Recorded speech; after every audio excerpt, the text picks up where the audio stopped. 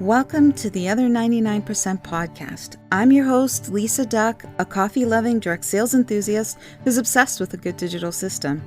Come join me for a realistic look into the world of direct sales. We'll explore inspiring perspectives, learn about unique business tips, and celebrate success stories that often go untold. Because on the Other 99%, every seller matters. Hey everyone, it's me, Lisa, and welcome back to the podcast. I am so excited to have my friend Kerry from all the things. She does everything. So I'll let her dig in a little bit about that. But Kerry, can you jump in and just tell the listeners who you are, what you do, and all that jazz? Well, first of all, Lisa, thank you for inviting me to be on your podcast. It is always my pleasure to talk to you. We can just talk for ages and we almost just have to stop ourselves. But anyway, and so we will keep our listeners engaged, right? We're not just going to keep going. So I am Kerry Benink. I live in Knoxville, Tennessee. Go Vols, go Tennessee Volunteers, 100% go Big Orange over here. I live with my husband and my two kids. I have a teenage girl, so I need prayers, and a 9-year-old boy, and we're on summer break currently. I currently work as an independent contractor for several different clients here in Knoxville and throughout the United States. And I actually just started this new iteration of my life probably in the last year, and I'm really enjoying it on top of my direct sales business. So, yeah, that's just a little bit about me. Mom, Vols fan, Pampered Chef rep, Knoxville, busy, all the things that you would expect from a middle-aged mom. I'm giggling because you're gonna have probably a lot of the Canadian listeners confused because Oh yeah. it's funny. It's you guys talk about I don't even know what sport that is, and I don't mean to be ignorant, but I just don't. It's all the sports. All the sports, okay. University of Tennessee has football, baseball. Right now we're number 1 in the country in baseball, basketball, all the things, softball, track. It's a NCAA school. Yeah. Sorry, Canada. You know what? It's probably just me. There's probably Canadians who know all that stuff, and my son would probably be sitting here rolling his eyes like, come on, mom. And it's yeah. They Well, put sports on and then I just put my headphones on and listen to podcasts. So sports is almost like its own religion here in East Tennessee. So if you move here, you immediately get indoctrinated into it. okay. So anyway, sorry, Canada or non-sports fans, but well, anyway, I appreciate the little bit of education there. So here you go. tell us, how did you get, so you have your paper chef business. How did you first get introduced to direct sales, and how long have you been with Pampered Chef? So I'm thinking back to the 90s, which some of your listeners may not have even been born then. But back in the 90s, I went to my first Pampered Chef party, and my friend Brent, who is a really good friend, decided he loves to cook, and so he became a Pampered Chef rep. And in the 90s, my roommate and I at the time hosted a party for him. I had never been exposed to direct sales, anything like that. And I bought my first pizza stone in the late 90s. That PS, I still have in my cabinet 20 million years later, however many years it's been. But my family knows not to touch that pizza stone because it's perfectly seasoned and it is my precious baby. But anyway, so they're allowed to use other stones, but not that very first one that's almost 30 years old. So we're going back to the 90s, started then, and I love to cook, and I just kept buying products and had been asked by several different people to join the business over that span of time. But it wasn't, I really didn't see myself as an in-person salesperson. You know, I'm actually quite introverted, and like being an extrovert and being on takes a lot of energy out of me. And so I was like, this is not my thing, right? Mm-hmm. So fast forward to 2017, and I'm a stay-at-home mom, and I'm in a virtual Pampered Chef party on Facebook, and I was like, huh. I was like, I could do this. I had just had my son, my son was 2 or like a little less than 2, and I was like, I could totally do this. Like, why couldn't I just, run a couple of parties, and just, you know, Yeah. make a little extra money, Yeah. and have something for myself, because at that time I was feeling very like I had nothing that was mine. I was Ryan's wife, Maddie's mom, Evan's mom. My whole identity was related to somebody else. So it's like, I'm ready to have something that's mine.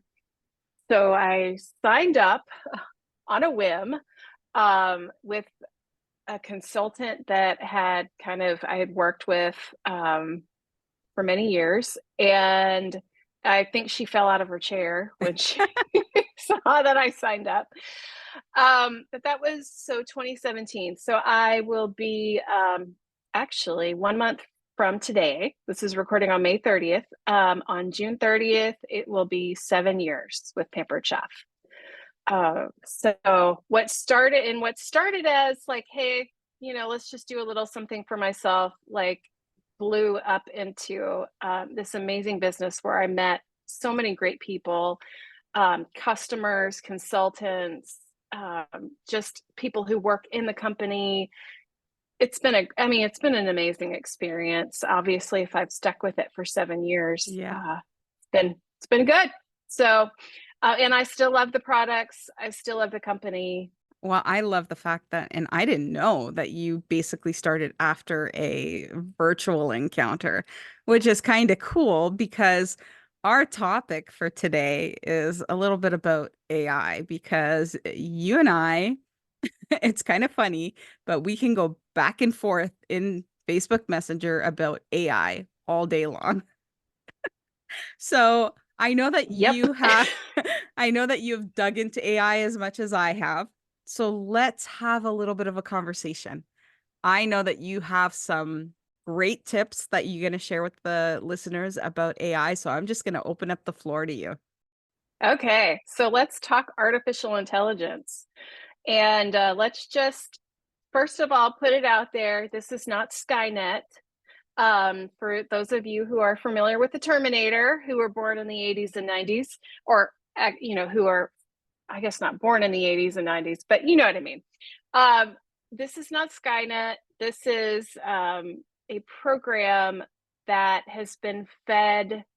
I'm talking about ChatGPT, but it's actually all artificial intelligence in general, which you've been using artificial intelligence before ChatGPT became available to the general public. You've been using AI without even realizing it, probably for about the past 5 to 10 years. So when you go into Amazon and you have an issue, and you're talking to someone, you're talking to the computer that has been fed responses to give you. So you've been using AI for a while. Anytime you have what we call little chat bots, that is artificial intelligence. So it is nothing to be afraid of. First of all, I've heard a lot of people be like, oh, I can't use that. I don't know what to do. Well, I encourage you just to dig in. You can get a free ChatGPT account. There are also paid options with a little extra bells and whistles to it. But really, if you're just the basic baseline direct seller or marketer, you don't really need the big fancy bells and whistles. I think it's like $50 a year or $40 a year, whatever it is. But still, you can just use the free version to get started. So what artificial intelligence does, a program like ChatGPT, is it is learning with you, first of all. So a word of caution is anything you put into ChatGPT, it's learning. So that's public domain. So that's a FYI for those of you who might use this for your business, or like don't put any salary information or personal data that you do not want to be spewed back out. So there's my word of warning. Like, don't put business sensitive information if you're using this for your professional job or whatever. So, proprietary information, you just want to leave that out, because when you put it in, ChatGPT is learning and it's going to hold on to that information. So there's my big tip of the day. But yes, artificial intelligence, ChatGPT, is learning with you. It's been fed millions of documents, like basically the entire internet. It scours the internet. And when you give it a prompt, it's going to share with you what it knows. So think about a world's worth of knowledge being in one repository, which is your ChatGPT, and you can use it to help you, as a tool to help you with your business. So some of the ways you can use it as a direct seller or in marketing or in business, any kind of business actually, is use it for inspiration. Like I use it sometimes for inspiration for posts, like posts on social media. And it can be as simple as ChatGPT. You can create, hey, create a month's worth of food holiday posts to post on social media. Tell it to include captions. You want to tell it to put it in a chart, and it will actually make a little chart for you that you can cut and paste. So, and boom, in a matter of like 2 seconds, it's going to spit out to you a bunch of ideas for graphics, for not the actual graphics. That's actually like a whole other level that they're not quite there yet. But ideas for graphics, captions, it'll even give you hashtags to use. And boom, you've got 30 days of food holidays in the month of June that you can use in your social media posting. Yeah, I love ChatGPT, and I always start anything that I'm doing in terms of my business acting as a social media expert. Please provide, and I'm Canadian. I always use please and thank you, and it's AI. I always giggle at that. But please provide 30 captions, and I get very specific. Get very specific about what you want. The more vague that I find that you put the information in, the less the information is going to truly relate to your niche, your ideal customer, your anything like that. So if you want to speak to a specific person, like, put that information in there, like create a post that speaks to a 35-year-old female who is struggling with mealtime, like get very specific and then look at the response. And I know that you have something to say about the response. Like when you get a response from ChatGPT, what do you do, Kerry?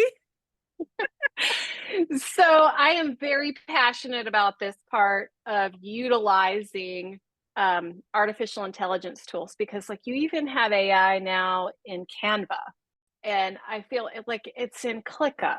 AI is just in everything. But anyway, so when you get a response and you've asked it for information, it's going to sound robotic. It is going to sound like, even if you make it friendlier, it still has a tinge of a voice of like of a artificial intelligence. And the more you use it, the more you're going to be able to identify it. Like I'm easily able to identify now who cuts and pastes exactly what ChatGPT has given them, because these are not words that are normally in their vocabulary, and it's in the voice of the AI. And so I'm like, oh, that person used AI. Oh, well, good for them. They used AI, but they really should have put it in their own voice. When you're in business, your voice is important. And, you know, your words, your spin on things, like there's a part that just can't be replaced by a machine. Yeah. And that part is you. You are the biggest part of your business, and you are what people are buying, Yeah. not your social media post. You know, like they're buying your brand, and when your brand sounds like a computer generated, you know, information, you can tell. So you really just want to use chat, like AI, chat GPT, what Canva spits out to you, as inspiration, Mm-hmm. because it's kind of a shortcut. Well, it is a shortcut. So let's say you want to create a blog post of top 10 meal ideas for busy moms with young children.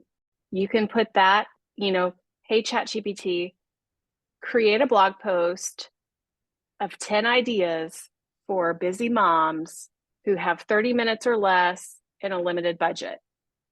And boom, you know, it's going to pop out those ideas. Now, with say with my direct sales company, Pampered Chef, or with Lisa's with Epicure, we can adapt that, take Mm-hmm. that idea, take those ideas, rewrite it in our voice, and, you know, create a blog post. Because it saved me like scouring recipes and thinking like, you know, frankly, I don't have a lot of brain power. I'm just going to be honest. Like working basically full time with my business and with children, especially we're in summertime already, and I'm having to run and pick up people like all over the place all the time. I don't have much brain power left. So I can go to Chat GPT and be like, all right, I need to create a blog post. So I can just go to it and say, you know, do this. I adjust it to my voice and to my products.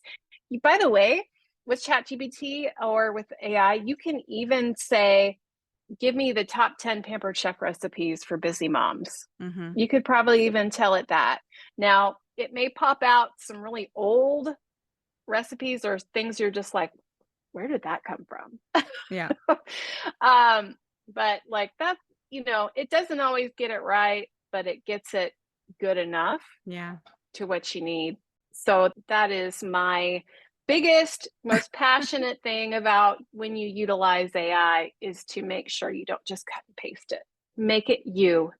I find that AI and scripts, like the old school scripts, are very similar. And Mm-hmm. scripts often make me cringe because they are fed to many as a resource to just post it and change the little like brackets to the person's name and just carry on.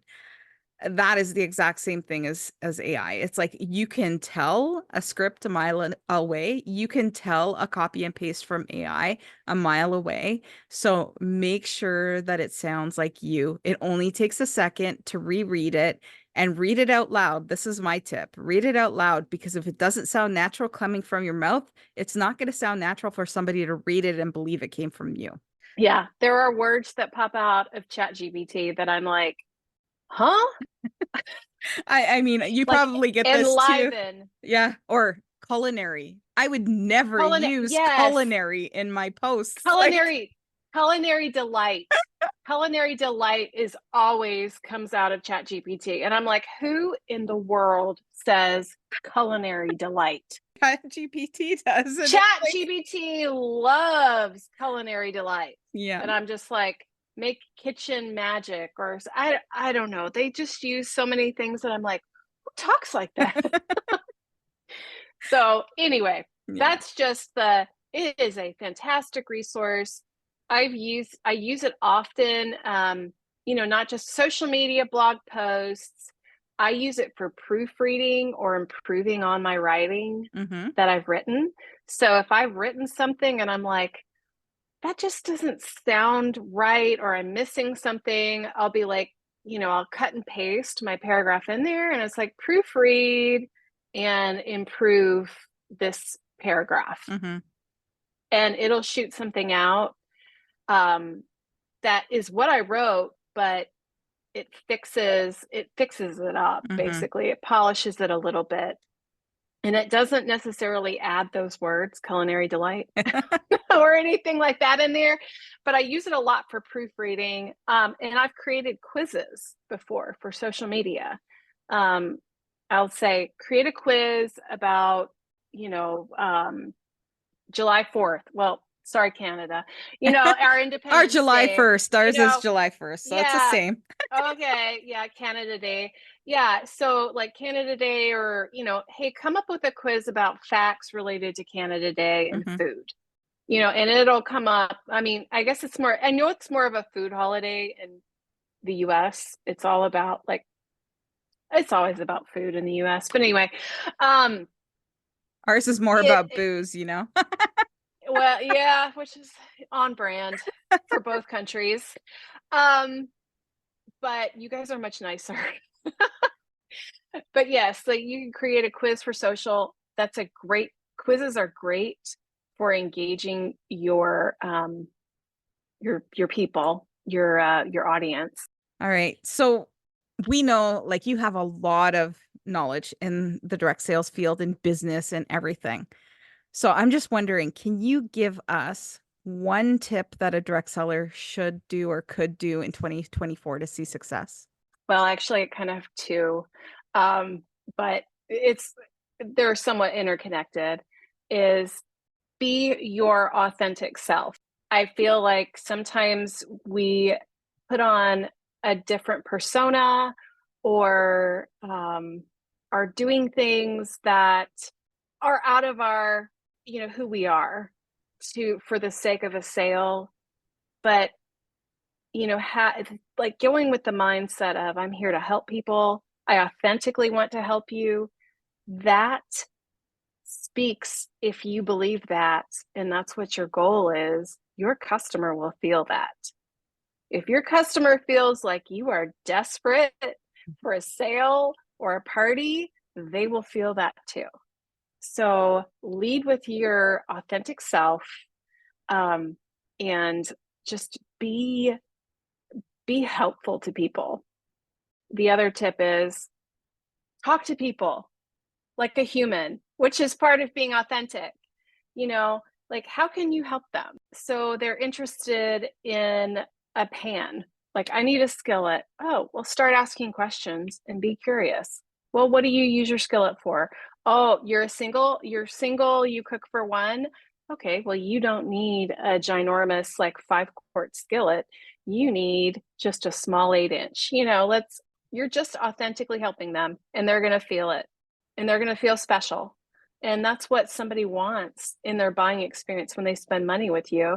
They want you to be real and helpful and meet their needs. Yeah. And I love that you say that because a lot of people think that, success happens in posts on social media. And 99% of the time, the success happens when you actually take that conversation from the post into a private message and you're chatting with them.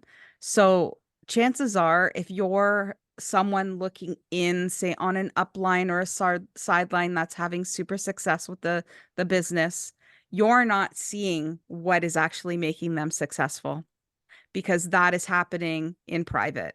So think about that the Right. next time you're sitting there saying, "Well, why is not this post not generating me the same kind of sales that it's generating so and so?" It's because are you actually taking and having conversations and talking to people? So I love that you said that. So, Yeah, and something that I have a downline team, and something I have repeatedly taught over 7 years is that social media is just like driving down the interstate with billboards. You pass the billboard, you read the billboard. Does it make you want to go buy something? Not necessarily, unless it's a Chick-fil-A and my kids are hungry, but you know what I mean? Like, it's just people are consuming what's going to make them stop the scroll. And it's nothing really is going to make them stop the scroll. But if you post something engaging and they comment, and it opens up an opportunity to have a conversation with them if you're asking them a question, and you can find out how you can help them. mm-hmm. Like, the magic happens in online, virtually, in the PMs and the DMs and the texts Yeah. and the emails, because like I said, in person, you're driving down an interstate looking at billboards. Yeah. There's no interaction. Same thing with social. So the magic happens in person when you're talking to somebody. Yeah. Same with virtual. Okay, Kerry. So I ask this to everyone who comes on the podcast. Is there one quote or one piece of advice that you've heard over your years that you think that every direct seller should hear? I have always heard that you are in business for yourself, but not in business by yourself. And I've taken that with me because it's so true, but you almost have to kind of make your own community sometimes. Mm-hmm. Like, I hear from a lot of direct sellers that they have a terrible upline, or, I have a terrible upline, they don't do anything, or our team doesn't get together. Well, okay, that's fine. Just because you're, quote, born into, an upline doesn't mean that that's where you have to be fed. Go find your community. And that's kind of what I took, yeah, you're in business for yourself and by yourself, but you're not by yourself. Mm-hmm. You can go find community, find podcasts, find like Lisa and I found each other, and I've learned so much from her. Vice versa. Yeah. Yeah, like, learned so much. But I had to take the initiative to seek it out. And there are so many resources out there.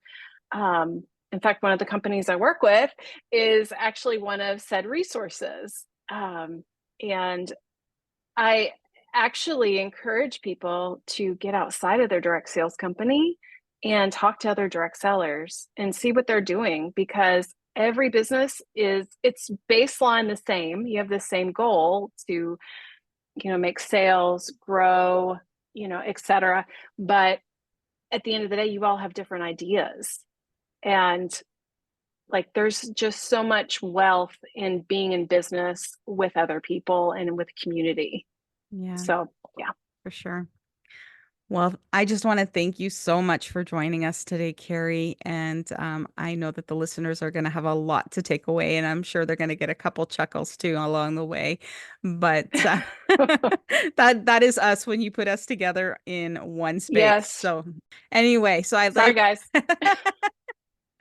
All right, everyone, I'm going to sign off, and thank you so much for joining us on another episode of The Other 99%. And we will see you on the next episode. Take care. Hey, thanks so much for taking the time to listen to the podcast. I hope you enjoyed this episode. If you would take a minute to rate and review the podcast, I would absolutely love it. And if you know someone who really needs to hear this podcast, please feel free to share it with them. More listeners, the better. And if you know someone who would like to be a guest on the podcast, or you yourself would like to be a guest, be sure to check the link in the show notes or visit lisaduck.com and click Be a Guest. We'll talk to you soon.